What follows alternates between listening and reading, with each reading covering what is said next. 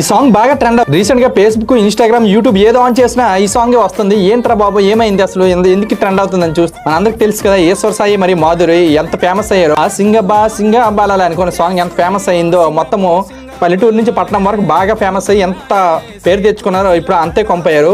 వారి భార్యకు రెడ్ హ్యాండ్గా దొరికిపోయాడు. అది పెళ్ళయి అది కూడా 7 సంవత్సరాలు అవుతుంది. అది కూడా లవ్ మ్యారేజ్ చేసుకుని ఒక బిడ్డ కూడా ఉన్నాడు. అయితే రీసెంట్గా ఈ మధ్య రాసుకొని పూసుకొని తిరుగుతున్నారు. ఆల్రెడీ ఇప్పటికే వారి భార్యకి వీరిద్దరు చాట్ చేసుకున్న మెసేజ్లు అన్నీ ఉన్నాయి.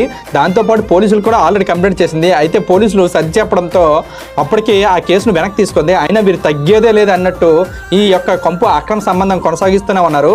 అయితే ఈ భార్య రీసెంట్గా దాన్ని పట్టుకొని ఇప్పుడు సోషల్ మీడియాలో ఈ వీడియో బాగా వైరల్ అవుతుంది. భార్య అంటుంది మా ఆయన మంచివాడే, ఆవిడే అలా చేస్తుంది అని అంటున్నారు. ఏదైనా చప్పట్లో ఒక చేత్తో మోగవు కదవమ్మ, 2 వైపుల నుంచి ఉంటుంది. ఎవరో ఒకరు తప్పు చేయకుండా ఇలా జరగదు. మూడో వ్యక్తికి అవకాశం కల్పించడమే మొదటి తప్పు. మీ ఇద్దరు ఈరోజు రాష్ట్రం మొత్తం తెలుసు, ఎంత మంచి పేరు సంపాదించుకున్నారు.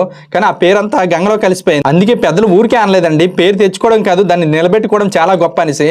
ఇప్పుడు వీరిని చూస్తే అలాంటి సామెతలు, జాతీయాలు, ద్వంద్వార్థాలు అన్నీ వీరిని చూస్తే ఇప్పుడు గుర్తొస్తాను. ఈ అక్రమ సంబంధంపై మీ అభిప్రాయాన్ని కామెంట్ చేయండి, కొంతమందికి షేర్ చేయండి.